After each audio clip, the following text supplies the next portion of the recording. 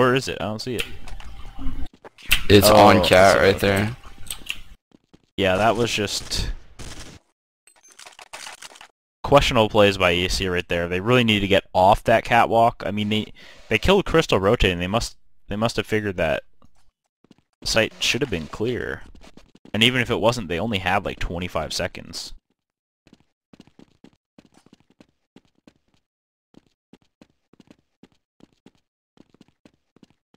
I mean, this is T to Tide Dust 2, so you know, ESC can start coming back here, string some rounds together.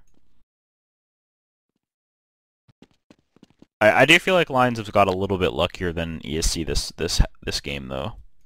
Yeah, it's the score doesn't reflect how close the rounds have been so far, in my opinion. We got ESC, we got one in the pit, while 4 walk up. They're just dry peeking across. Huge pick by Pronax. And they're gonna catch Crystal too off guard up top. Yep. This should be a save by Lions. Bar on a Ferret. Lady takes out Nico. Threat's gonna get a kill, but is at 49. Takes another one out. Yeah, so Lions will still be able to buy this upcoming round, but this is the round for ESC. If they lose this round, they're probably gonna lose the match. Yeah. I mean, we're at 14-7 right now, so it is possible since it's T-side Dust 2, but I mean, winning 9 rounds straight, not the easiest, especially against a top-notch team like Lions. Crystal missing his shot on Pronax. Pronax takes him out. Nico's actually really aggressive here in the middle with his op. So far, almost every gun round, Lions have been hyper-aggressive on middle, and it's not paid off once. Unfortunately, ESC just can't really capitalize on it. Yep. Tommy's actually spamming the catwalk guy really heavily through catwall. Doesn't actually do as much as I thought, but I feel like Lions are really reliant on getting those aggressive picks. Nico opping very like in an awkward angle long. A trade can very easily happen. He is so blind right now. That was a good pick though. Yeah. Clean pick. It's like ESC are like they're all split up so much. Like there's ESC has shown some very bad mid-game tactics so far, in my opinion. This T side, yeah, getting opening picks almost every gun round T side. A shot that he really shouldn't have missed. Pronax up along alone with the bomb. Gonna take out overextension by Nico, I think. Nice bar, yeah. Bomb's blinded, but not for Bar. He's gonna have to flank stay long here. This is big flank right here by Threat. No, he's going up cat. Okay, Threat went cat. Sorry.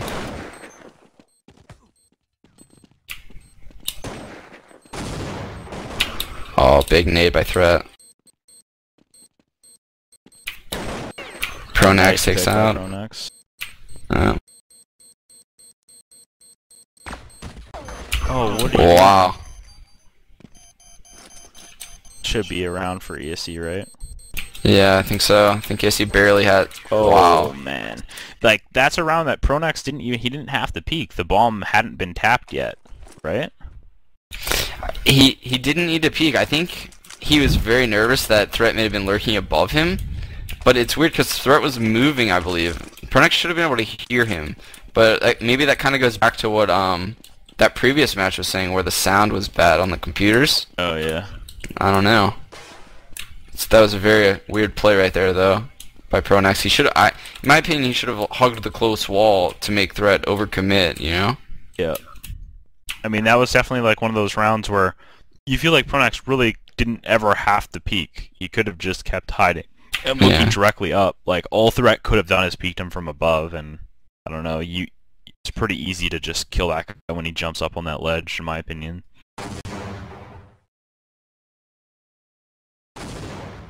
Russell swats a guy lower.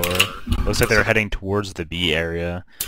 Mondi armed with only a Nico's deagle off right in here. the back of B right now, so this should be a pretty good. Ooh, he sees the guy jump out. He's getting shot from the right. Takes out Liddy. Has 42 HP. Huge pick by Nico.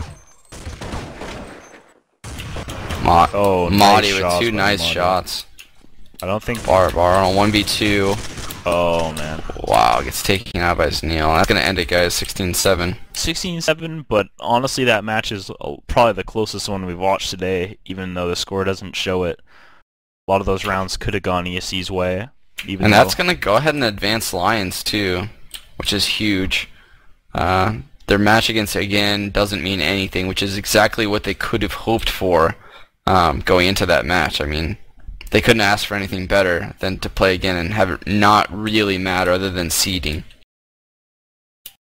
ESC, on the other hand, looks like they have to beat again, which is going to be a tough task for them. Yeah. I mean, ESC pretty much has to win out versus the best teams and hope that Lions loses, right? Like, that's pretty much...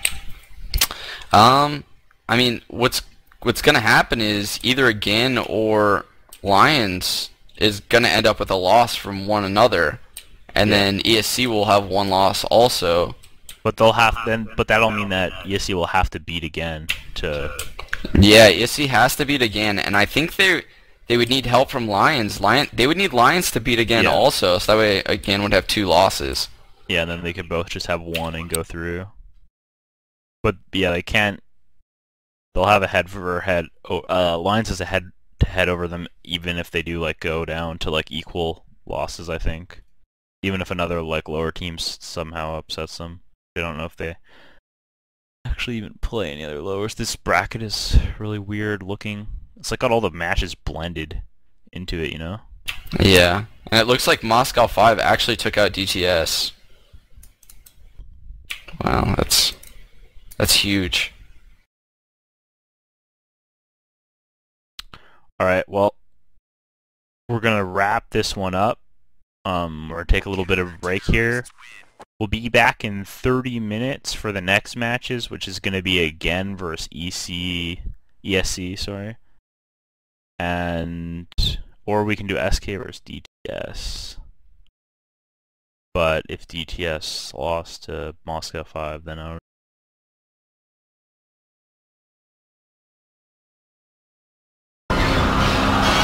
This is Ron Randall Ken showing you how to See one of my teammates spotted. Keeping this in mind, I now smoke off the bomb tree.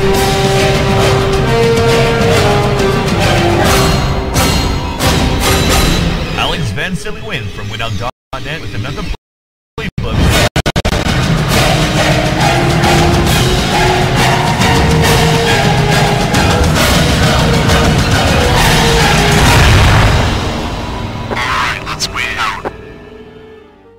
This is Todd Anger Williams from Team Dynamic, and any player that upgrades to Winout Pro is guaranteed to see improvement in their gameplay. This is Tommy Lurpis-Kavanen from Power Gaming. I've been traveling to tournaments all over the world for years now, and the best way to keep up with the latest strats and player trends is by watching Winout playbooks and commentaries.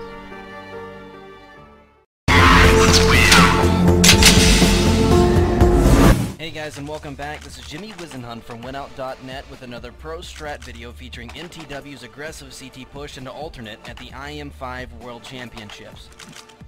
To start off the round, we see both Ave and Trace throw two smokes in the middle, providing cover for Ave to push into alternate.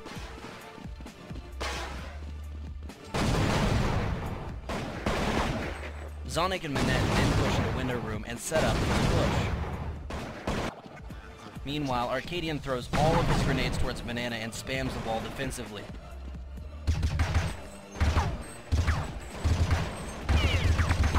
After spamming the wall, he falls back into the site to defend. As seen here, Trey sets up for the initial flash off the top of alternate roof and executes the push. Ave, Zonic, and Manette all peek out but fall back after clearing alternate middle. Attempting to fake an A execution, FX's Taz and Lord throw delayed flashes up middle, but they immediately fall back.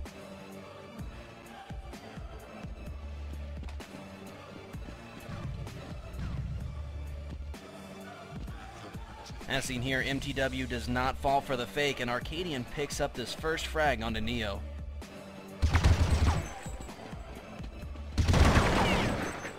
Trace is set up to defend the B bomb site, enabling him to pick up two frags onto Cuban and Taz.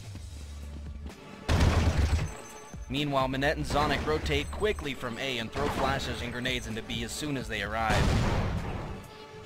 Ava and Minette throw flashes into B and the retake begins.